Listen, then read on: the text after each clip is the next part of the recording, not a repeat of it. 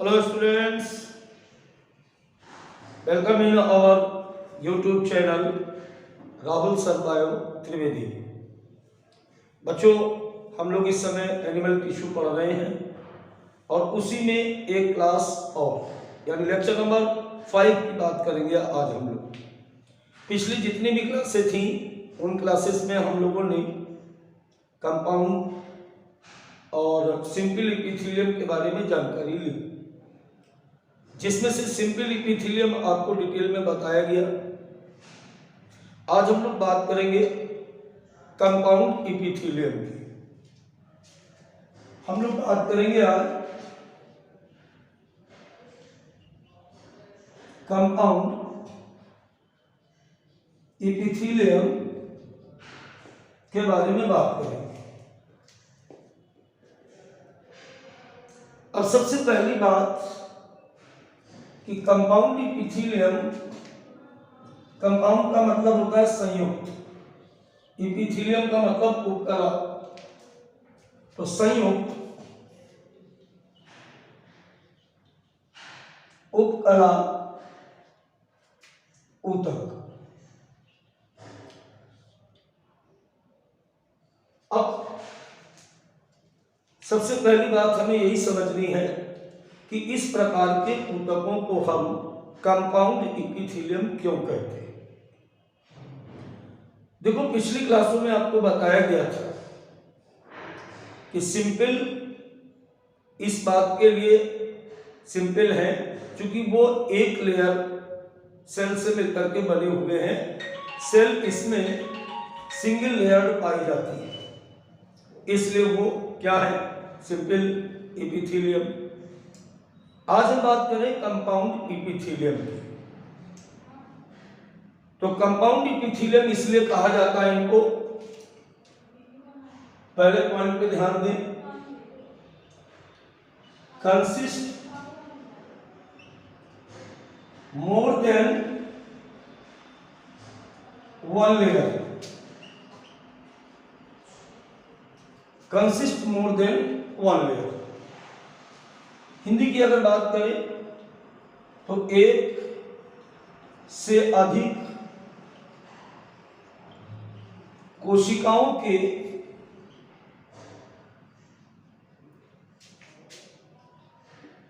स्तर पाए जाते हैं इसमें, राइट। दूसरी बात,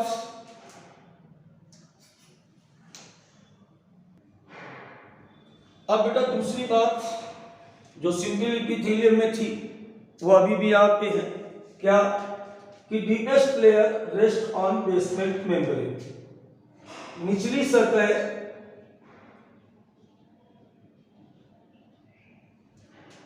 आधारी झिल्ली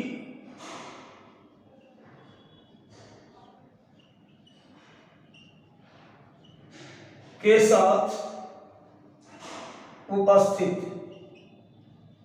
ये बात सिंपल में भी बताई गई थी कि जो सबसे नीचे वाली कोशिका होगी वो कोशिका बेसमेंट मेम्ब्रेन पर या आधारी झिल्ली पर व्यवस्थित होगी। तीसरी बात, इनका काम क्या है, ये हमें मैकेनिकल, केमिकल और थर्मल, मतलब यांत्रिक, रासायनिक तथा ताप से सुरक्षा देते हैं।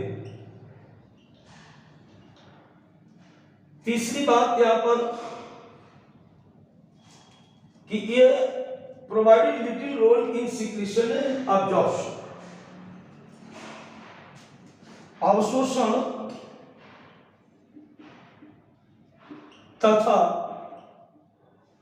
श्रवण में बहुत कम भाग लेते हैं।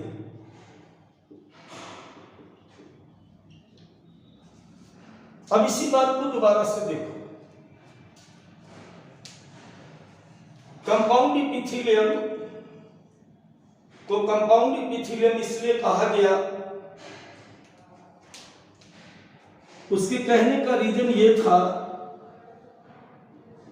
कि इसमें पाई जाने वाली सभी प्रकार की कोशिकाएं बहुस्तरीय होती, इस प्रकार से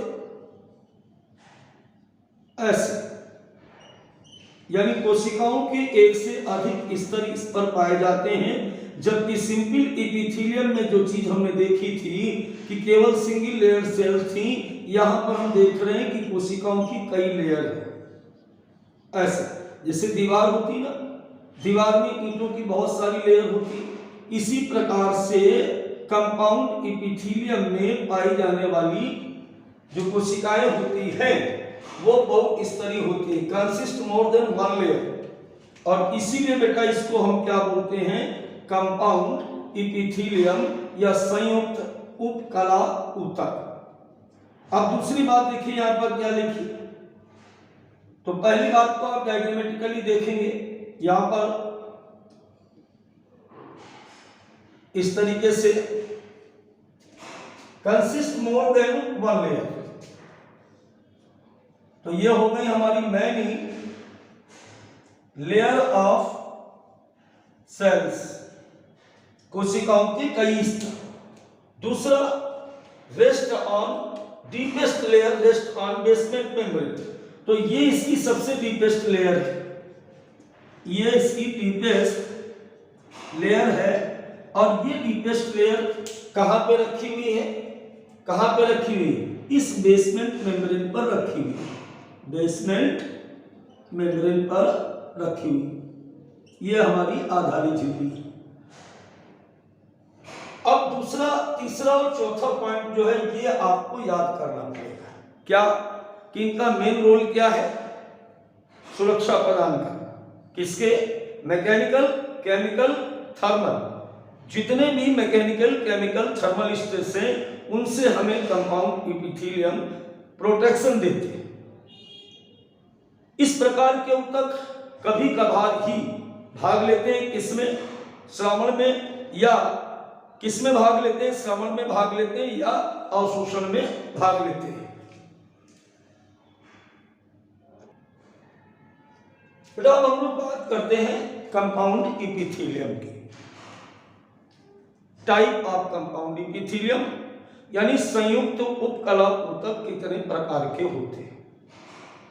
देखो हम हमेशा कहते हैं कि जब भी हम किसी प्रकार की बात करें तो उसके पीछे कोई ना कोई आधार होता है, किसके आधार पर हम बांटते हैं। तो यहां पर जो कंपाउंड इपिथेलियम है वो दो प्रकार के हैं, एक तो स्ट्रैटिफाइड कंपाउंड इपिथेलियम, हिंदी में बात करें तो स्तरीकृत संयुक्त इपिथेलियम या उपकला ऊतक। दूसरा होता है ट्रांजिशनल, परिवर्ती संक्रमण compound epithelium, transitional compound epithelium, परिवर्ती। अब दोनों में अंतर समझिए, पहले यहां पर बेसिस क्या था, स्ट्रैटिफाइड, स्ट्रेटा बोलते हैं स्तर को, लेयर को, यानी जिनमें कई वास्तविक लेयर हो, एक ही जैसे हो, तो उसको हम बोलेंगे स्ट्रैटिफाइड।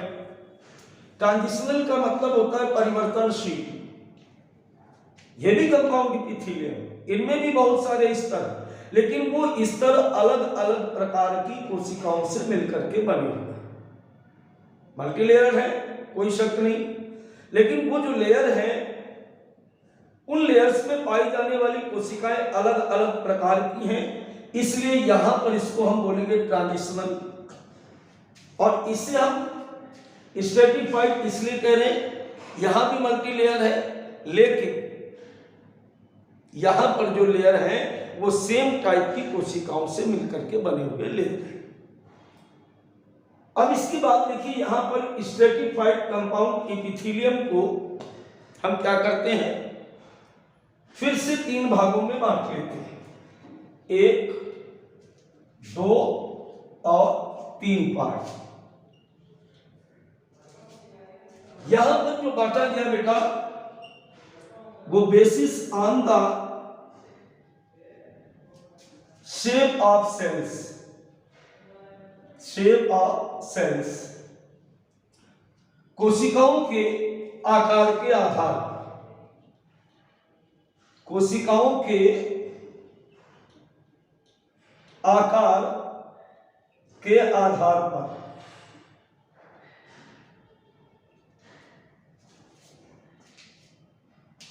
अब जैसे यहां पर लिखा हुआ है स्ट्रेटिफाइड स्क्वैमस एपिथेलियम, तो स्क्वैमस की हमने क्या बताया था कि जब सेल फ्लैट चपटी कोशिकाएं होती तो इनको हम बोलते हैं शल की उपकला। कबॉइडल बताया गया था पीछे कि जब कोशिकाएं कैसी हो, क्यूब के आकार की हो, घनाकार हो, तो इनको हम क्या बोलेंगे, स्तरीकृत घनाकार एपिथेलियम या स्ट्रेटिफाइड क्यूबॉइडल एपिथेलियम। इसी प्रकार स्ट्रेटिफाइड कॉलमनर एपिथेलियम ऐसे बहुस्तरीय ऊतक है जिनमें स्तंभाकार कोशिकाएं या कॉलम्स के आकार की कोशिकाएं यहां पर पाई जाती है। इतनी बात आप समझ गए। अब बेटा देखो स्ट्रेटिफाइड स्क्वैमस एपिथेलियम जो है, इस स्ट्रेटिफाइड स्क्वैमस एपिथेलियम को फिर से हम दो भागों में बांटते हैं। यहां पर बेसिस क्या है, यहां पर बेसिस एक बात का है, कई बार क्या होता है कंपाउंड एपिथेलियम की जो सुपरफिशियल सेल होती हैं, जो सबसे ऊपर वाली कोशिकाएं होती हैं, उन पर केराटिन नाम का एक प्रोटीन उपस्थित होता है। तो basis on deposition of keratin protein, अगर केराटिन प्रोटीन इनकी सबसे ऊपरी सतह पर पाई जाए तो ये हो जाएंगे केराटिनाइज्ड स्ट्रेटिफाइड स्क्वैमस एपिथेलियम, और अगर केराटिन प्रोटीन नहीं पाई जा रही सबसे ऊपरी स्तर पर तो यहां पर हो जाएगा non keratinised stratified epithelial tissue.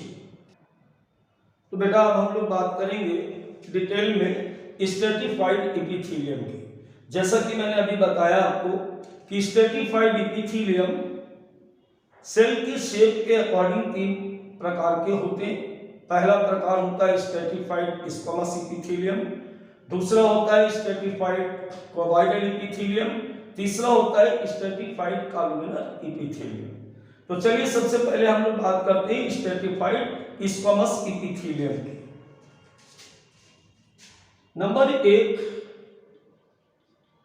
Stratified squamous epithelium. अब सबसे पहली बात आपको यहां पर एक ध्यान रखनी, मैंने क्या कहा है अभी कि according to shape of cells, क्या लिखा हुआ है इसमें क्या लिखा हुआ है, इसमें लिखा हुआ है स्ट्रेटिफाइड स्क्वैमस। और स्क्वैमस का मतलब क्या कहा था मैंने कि जहां पर फ्लैट सेल सुपरफिशियल हो। तो चलिए देखते हैं कैसे बने होते हैं। सबसे पहली बात तो आप ये समझ लीजिए कि हमेशा की तरह जो सबसे डीपेस्ट सेल है, जो सबसे नीचे पाई जाने वाली कोशिकाएं हैं, वो बेटा बेसमेंट मेम्ब्रेन पर रेस्ट करती है। ये इसकी डीपेस्ट सेल है और डीपेस्ट सेल इस प्रकार से ये कहां पर पाई जा रही, आधारी झिल्ली के ऊपर व्यवस्थित होती है। अब दूसरी बात ये आती है कि ये बात तो हो गई कि एपिथेलियम का ये बेसिक कैरेक्टर है कि बेसमेंट मेम्ब्रेन पर सबसे निचली सतह पाई जाएगी। अब दूसरी बात स्ट्रेटिफाइड। स्ट्रेटिफाइड का मतलब है कि सेल बहुस्तरीय होनी चाहिए, कई स्ट्रेटा में होनी चाहिए। स्ट्रेटा का मतलब होता है बेटा लेयर, तो कई स्ट्रेटा में होनी चाहिए। ये देखिए कई स्तरीय हैं, और जैसे जैसे ये कोशिकाएं ऊपर की तरफ जाएंगी, सुपरफिशियल होती जाएंगी, वैसे वैसे इन कोशिकाओं का ऊपरी सतह जो है वो फ्लैटेंड कोशिकाओं से घिरा होगा। यानी ये आप जो देख रहे हो ये इसकी सुपरफिशियल लेयर, सबसे ऊपरी स्तर है, सुपरफिशियल लेयर कैसी है, फ्लैट है, इसलिए हमने इसको क्या नाम दिया, स्क्वैमस एपिथेलियम। इसकी वजह से स्ट्रेटिफाइड क्यों कहा, स्ट्रेटिफाइड कहने के पीछे का राज बताया मैंने आपको कि इसमें कई सारे कोशिकाओं के स्तर पाए जा रहे हैं, इसलिए ये स्ट्रेटिफाइड है और इसीलिए ये कंपाउंड है। इतनी बात आपको याद रखनी है, ज्यादा इसमें डिटेल में नहीं जाना है क्योंकि बहुत ज्यादा डिटेल में यहाँ से क्वेश्चन नहीं आएगा। खास करके आने वाला क्वेश्चन इसके एग्जाम्पल पर बेस करता है जो अभी हम आपको अलग से बताते हैं। पहले इस पूरी बात को समझो। दूसरा यहां पर आएगा, दूसरा इस जगह पे देखते हैं,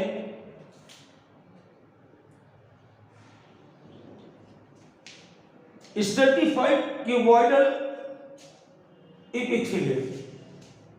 क्या बताया, stratified cuboidal stratified cuboidal compound epithelium.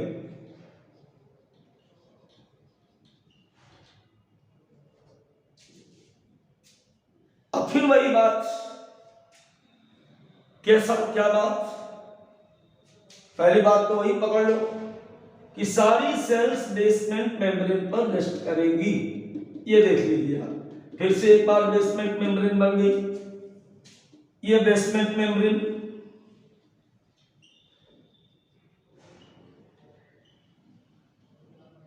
दूसरी बात कि सेल यहां भी कैसी होगी, सेल यहां भी मल्टी लेयर्ड होगी और जो सेल है ये सारी सेल्स क्यूब के आकार की होंगी। कैसी होंगी बेटा, क्यूब के आकार की, घन के आकार की होंगी, इसलिए इसको हम कहते हैं क्या, स्ट्रेटिफाइड क्यूबॉइडल कंपाउंड एपिथेलियम। देख रहे हैं आप कि सारी सेल्स यहां पर क्यूब के आकार की हैं और क्यूब के आकार की होने के कारण ही इनको हम क्या कहते हैं, क्यूबॉइडल एपिथेलियम कहा जाता है। इनका न्यूक्लियस हमेशा इनके सेंटर में उपस्थित होता है। तो ये हो गया हमारा क्यूबॉइडल स्ट्रेटिफाइड कंपाउंड एपिथेलियम। शब्दों के आधार पर एक बार फिर से देख लें। एपिथेलियम इसलिए है क्योंकि इनकी डीपेस्ट सेल बेसमेंट मेम्ब्रेन पर रेस्ट कर रही है। कंपाउंड इसलिए है क्योंकि इसमें बहुत सारी कोशिकाओं के लेयर पाए जा रहे हैं। क्यूबॉइडल इसलिए है क्योंकि सारी सेल्स क्यूब के आकार की हैं और स्ट्रेटिफाइड इसलिए है क्योंकि कई स्तरों में व्यवस्थित है। यानी एक तरीके से अगर देखें हम तो कंपाउंड और स्ट्रेटिफाइड एक ही तरह का मतलब है, मल्टी लेयर्ड है। Many strata of cells are present in this type of tissue so that is called stratified tissue. अब अगर हम तीसरे की बात करें, कॉलुमिनर एपिथेलियम की अगर बात करें तो तीसरा यहां पर आ जाएगा स्ट्रेटिफाइड कॉलुमिनर कंपाउंड एपिथेलियम।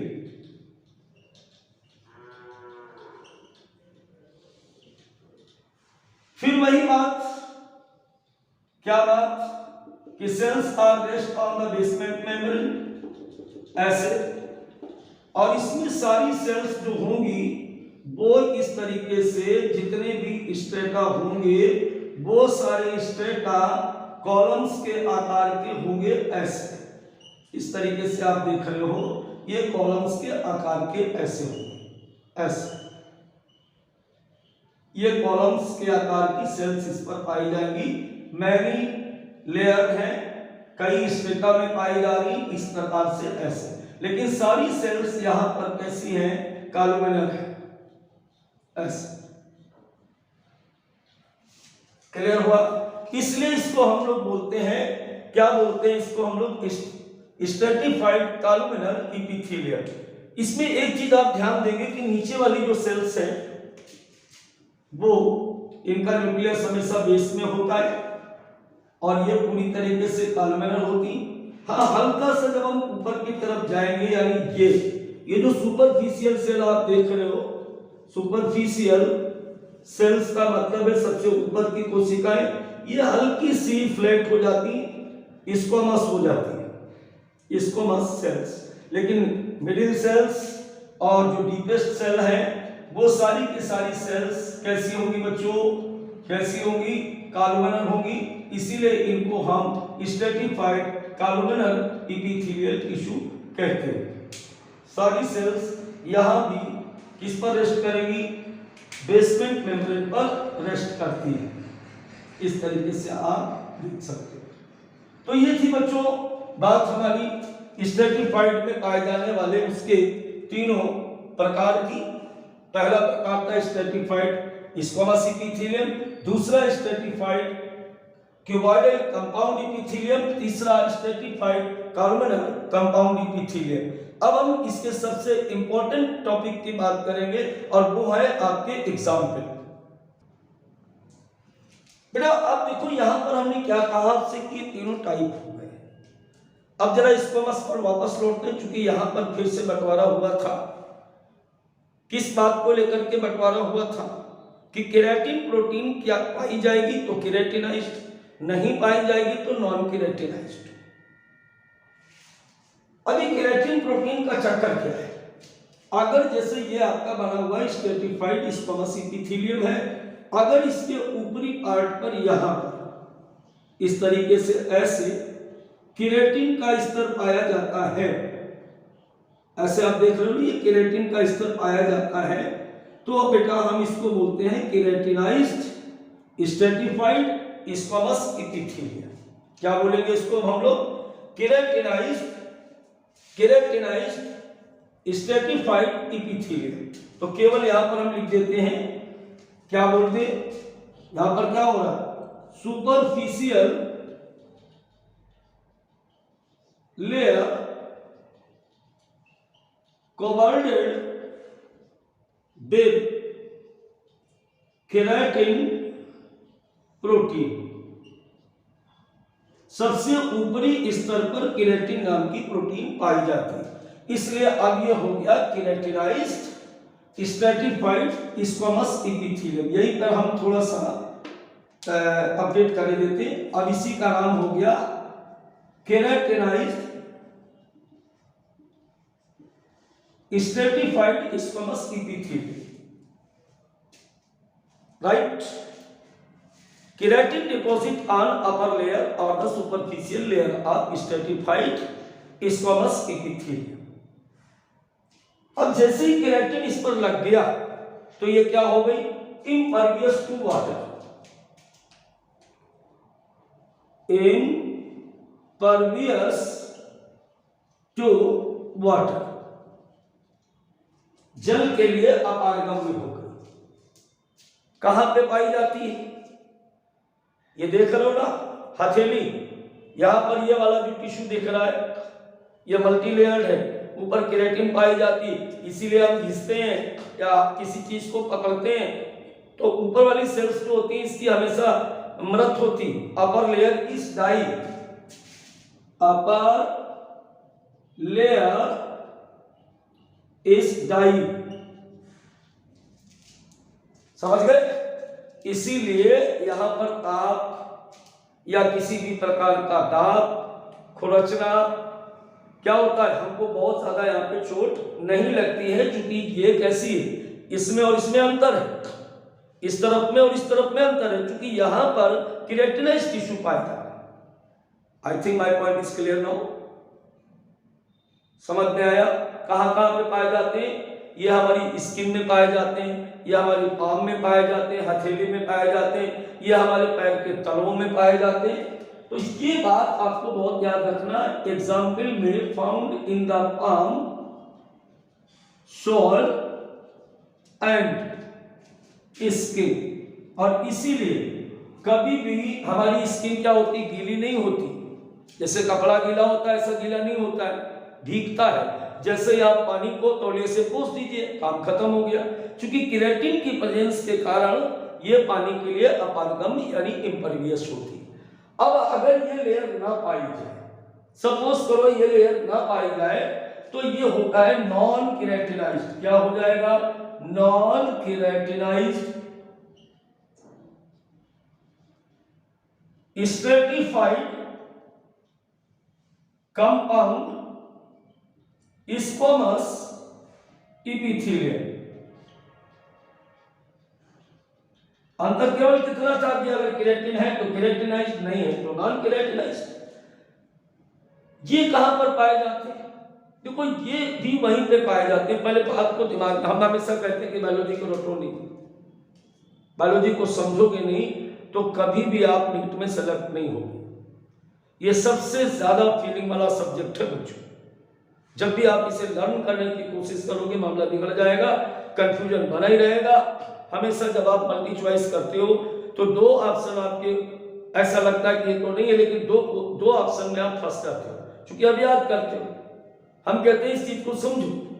अब जैसे यहां पर हम बात करें नॉन केराटिनाइज्ड कहां पाए जाए, बॉडी में जहां जहां भी फ्रिक्शन की संभावना है, जहां जहां भी फ्रिक्शन की संभावना है, रगड़ की संभावना है, ऐसी जगह पर ये सब जगह पाए जाते हैं। जैसे inner lining of vagina, inner lining of vagina, मादा की योनि। दूसरा फोर स्किन,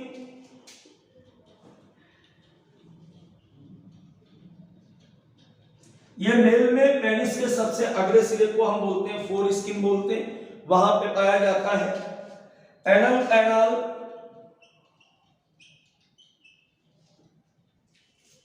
मलाशय की जो नलिका है उसको एनल कैनाल बोलते हैं, वहां भी फ्रिक्शन मल पास आउट होता है। मैंने क्या कहा, जहां भी रगड़ने वाली सिस्टम है पूरी बॉडी में, वहां पर इस प्रकार का ऊतक पाया जाता है। कुछ भाग तो सर्विक्स का होता है, वहां भी पाया जाता है। Few part of cervix. देखिए वजाइना भी फीमेल रिप्रोडक्टिव ऑर्गन्स का पार्ट है और सर्विक्स भी फीमेल रिप्रोडक्टिव पार्ट है। या फ्रिक्शन की संभावना ड्यूरिंग द रिप्रोडक्शन या सेक्सुअल टाइम पे इंटरकॉर्स जो सेक्सुअल रिलेशनशिप होती है उस समय होता है। एनल कैनाल में क्या होता है कि जो फीकल मटेरियल होता है वो बाहर जाता है। तो I think my point is clear now. अब देखिए यहां के एग्जांपल की अगर बात करें, अगर हम स्ट्रेटिफाइड क्यूबॉइडल कंपाउंड इपिथेलियम के एग्जांपल की बात करें तो पहला इसका बेसिक है। क्या बेसिक है इसका बेसिक यहां पर यह है कि ये लाइनिंग ऑफ द डक्ट में पाए जाते हैं, किसी भी डक्ट की लाइनिंग में पाए जाते हैं। जैसे ममेरी ग्लैंड्स स्तन ग्रंथियों की नलिकाओं में, पैंक्रियाटिक डक्ट या अग्न्याशयी नलिकाओं में ये पाए जाते हैं। इसी प्रकार हम बात करते हैं स्ट्रेटिफाइड कॉलमिनल कंपाउंड इपिथेलियम की, तो ये कहां पाए जाते हैं, कंजक्टिवा यानी आंख की सबसे बाहरी झिल्ली होती है, एनस यानी गुदा में, और फेरिंक्स में इस प्रकार के टिश्यू यहां पर प्रेजेंस रहते हैं। फिर मिलते हैं बच्चों एक नई क्लास में। Bye bye.